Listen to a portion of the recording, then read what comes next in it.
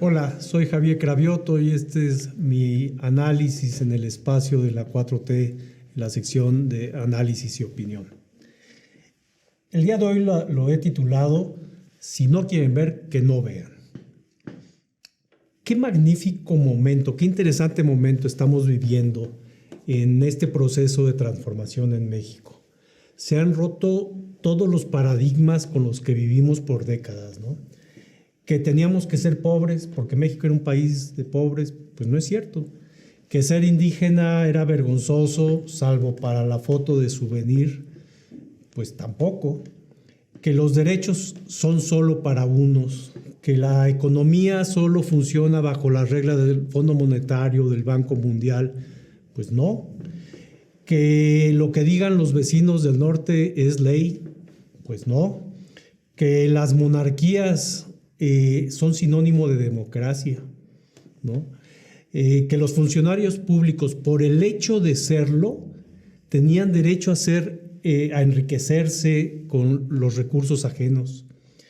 Qué gran momento. Como efecto dominó han ido cayendo todos estos paradigmas a lo largo de estos 4 años, ¿no?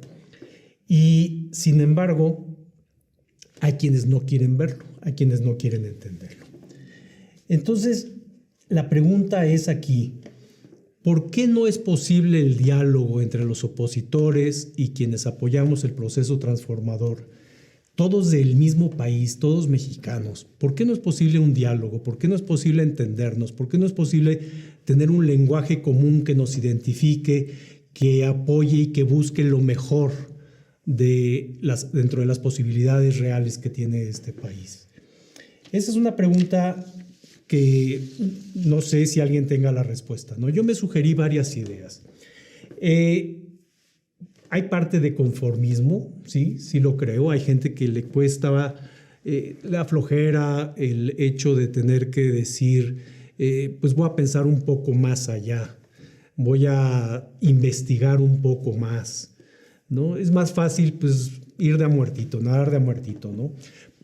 Muchos por conveniencia, ¿no? Pues les convenía el modelo anterior, tenían cosas a su favor, tenían prerrogativas, tenían aviadurías, tenían cuates en el gobierno que les daban negocio, entonces pues les convenía, ¿no? Otros que perdieron privilegios, ¿no? Tenían ciertas condicionantes que les permitían enriquecerse, porque todo gira alrededor del dinero. Les permitía enriquecerse y pues de repente pierden, ¿no? Y ya no lo tienen, ¿no? Otra, sin lugar a dudas, es el tema del clasismo, ¿sí? Otra razón es esta del clasismo. ¿Por qué? Pues porque hay gente que es un choque cultural a su mentalidad el ver que gente que considera distinta, ¿sí?, tenga posiciones de gobierno y de poder. Todas estas cosas pueden ser, sí es real, pero debe haber algo más, debe haber algo más. Y entonces yo me pregunté, dije, ¿qué me sugiere todo lo que está pasando aquí? Y dije, bueno, voy a hacer un ejercicio. Y les pregunto, ¿han hablado con los opositores? ¿Han hablado con ellos? Dedíquenle su tiempo y van a llegar, creo que, a la misma conclusión. Su problema es la manera en que se informan. Es decir, una vez que sacamos a todas estas personas que por diferentes condiciones odian el proyecto, odian al gobierno, odian a los chairos, odian a lo que se les ocurra, el resto, ¿qué pasa? Bueno, pues que está desinformado. La manera en que se informan les obliga a pensar de cierta manera, dado que no quieran hacer un ejercicio distinto, ¿no? Han participado de estos intercambios de regalos en donde un grupo, una familia, lo que sea, en determinada época del año, uno le da al otro, el otro al otro, y finalmente gira, ¿no?, esto y pues acaba, es decir, es entre sí mismos, ¿no? Hay un meme de un cómic muy conocido entre niños, pero pues la verdad es que también entre adultos, de este personaje que vestido lanza una telaraña al otro que es igual, y ese al otro que es igual, y ese al otro que es igual, es decir, 4 o 5 personajes iguales que se van lanzando lo mismo, ¿no? O han jugado teléfono descompuesto, ¿no? Donde uno dice una cosa y el último, pues ya cambió ese discurso. Bueno, algo así es lo que les está pasando. Hablan entre sí mismos, para sí mismos, entre muy pocos. La fuente de comunicación sale de muy pocos, de muy pocas fuentes, ¿no? La información masiva, entonces, viéndolo así, que es de los mismos, entre los mismos y para sí mismos, habla y explica que son pocos los informantes, y son los informantes de toda la vida, los de las televisoras, los de los radios, los columnistas, los de toda la vida. Los que les hablaban hace 30, 20 y 10 y 5 y años son los mismos que les siguen hablando. Entonces, ¿cómo cambiar la percepción del discurso cuando los que te hablan son los mismos, con una agenda que habla de la forma en que se hablaba anteriormente? Y mucha de la gente que percibe y que recibe este discurso y esta narrativa, pues son aquellos fificientos que se sienten muy estudiados, muy galardonados, que viven por consecuencia en una burbuja de absoluta ignorancia, ¿no? Podrían ver y enterarse, pero no quieren hacerlo, no saben cómo hacerlo. Y yo creo que también se debe a que ya a estas alturas les cuesta mucho aceptar que han vivido en un engaño y en un error permanente, ¿no? Los medios conservadores tradicionales tienen gran capacidad económica, tienen mucha fuerza. La gente los ve, millones de personas los ven. Es la manera en que tiene mucha gente de informarse exclusivamente. Otros pueden optar a otras opciones, pero hay gente que solo tiene y solo recibe esos mensajes. Eso es muy preocupante. Ahora, si le sumamos a que estos mismos medios históricamente han fomentado la pasividad, la indiferencia, casi que podría decir que hasta la cobardía para resolver los problemas, han fomentado que la gente pierda la dignidad en los embates del poder frente a ellos. Pues por fortuna, hoy quien recibe ese mensaje es una masa importante, pero cada vez es minoritaria, ¿no? Hay gente que ya se entera y se informa de otros medios, pero todos los que no son los que conforman este grupo de oposición con el que es imposible dialogar. No hay forma de que se hable de un tema que tenga una base de argumentación por parte de ellos, ¿no? Mientras en un lado hablamos con datos duros y contrastables, porque se ponen sobre la mesa, de programas sociales, de aumentos salariales, de obra pública, de transformación del sistema de salud, del Tren Maya, de la refinería nueva, de la reparación y arreglo de todas las refinerías que ya no servían para nada, de los programas como Sembrando Vida, de la disminución de la violencia, de una libertad absoluta de expresión, de los caminos de obra local, de las sólidas variables macroeconómicas, de un peso fuerte, de la soberanía que se recupera arrancándola a todo ese cinturón a que nos obligaron los gobiernos anteriores. Mientras nosotros hablamos de ello, ellos hablan de pocas cosas, de crisis, de dictadura, del fin del mundo, de que estamos en el peor de los mundos, ¿no? ¿Es real? Pues no es real, ¿no? Mientras nosotros hablamos del contubernio panista con el narcotráfico, mientras les decimos, hey, ayer empezó el juicio contra Genaro García Luna en Estados Unidos, que es el operador del grupo calderonista, el operador de Felipe Calderón, ellos entonces mejor guardan silencio. Es decir, no hay forma de comunicarse y no hay forma de dialogar. Entonces, ¿qué sucede? Que como no hay diálogo, acuden a la violencia, amagan con violencia. Esa es la respuesta que tienen, actúan con violencia. Y me preocupa que los veo preparándose para lastimar al país. Eso es lo que está sucediendo, ¿no? Ahora, ¿Y nosotros? ¿Nosotros qué? ¿Dónde estamos? ¿Qué hacemos? ¿No?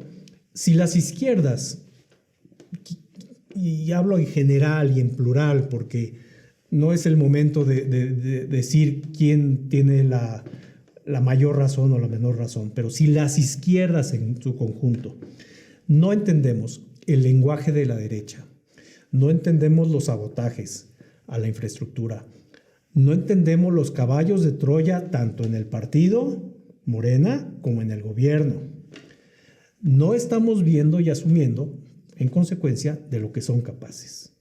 Las élites políticas conservadores, teniendo a esa pequeña masa conservadora a quien embaucan y que repite su discurso de una manera embrutecida, cuando las élites sonríen, ¿no? Sonríen, se dan golpes de pecho, lo único que están haciendo es sembrar una estrategia electoral que a través de la mentira busca estropear la vida pública.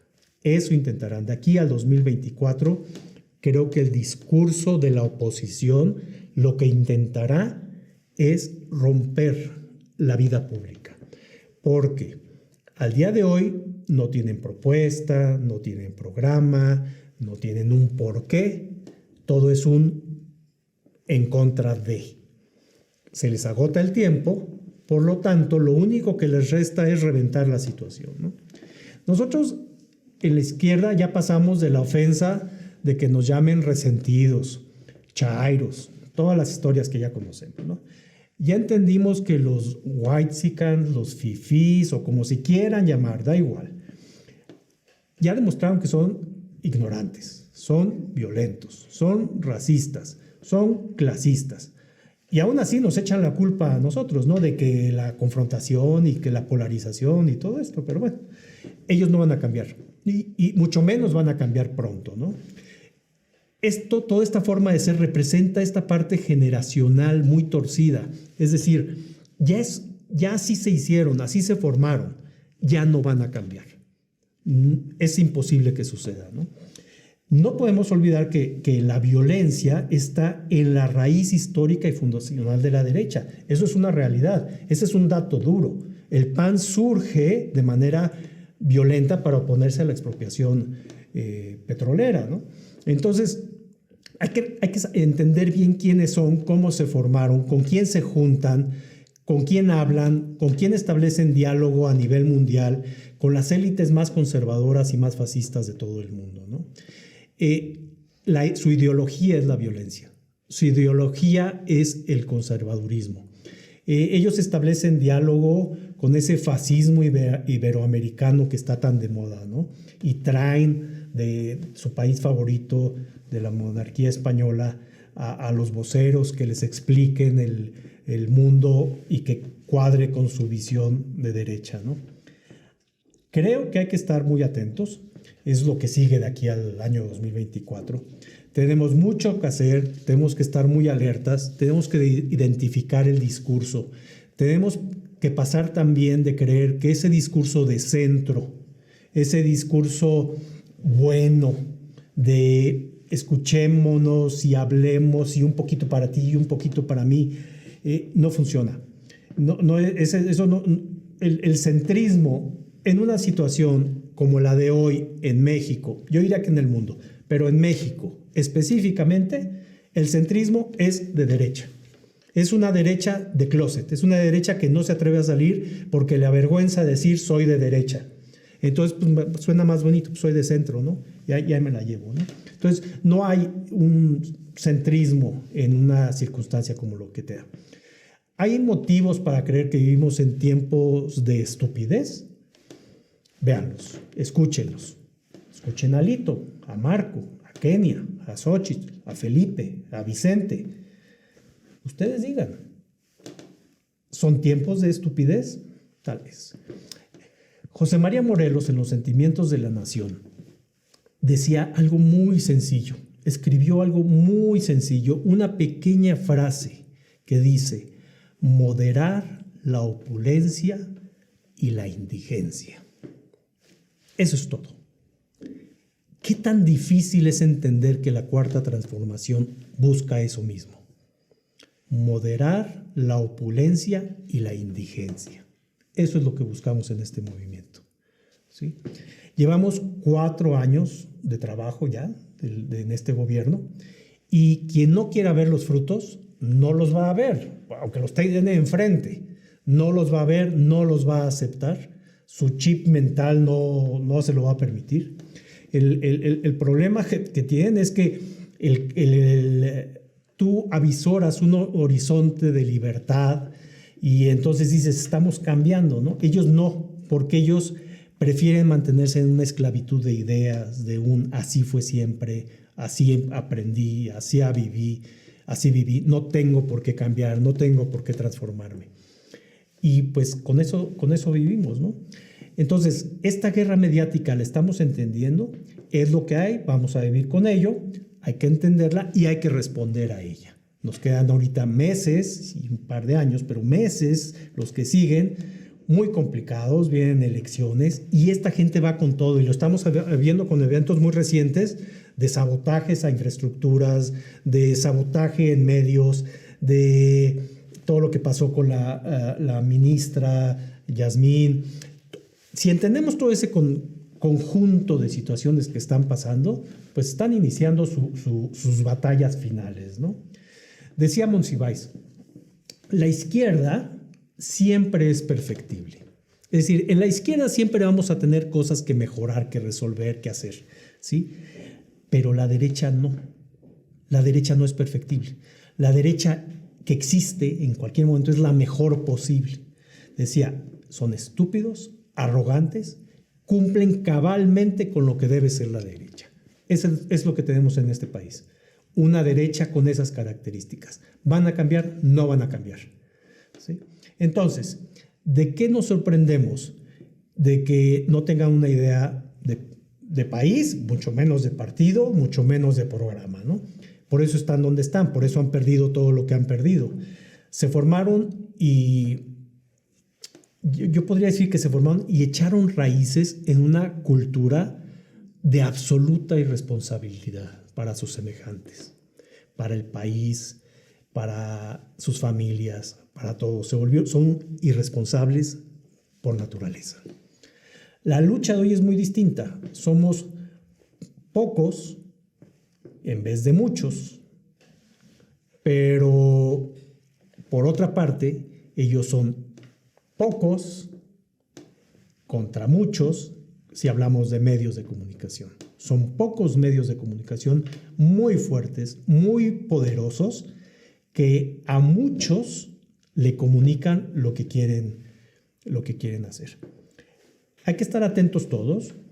Creo que si partimos de qué es lo que hay, pues cada quien sabrá cuál es su tarea a seguir en estos próximos meses, dónde debemos dirigir las baterías, de qué nos debemos preocupar, a quiénes debemos cuidar y estar muy atentos a lo que siga. Esa es mi opinión en esta ocasión. Muchas gracias.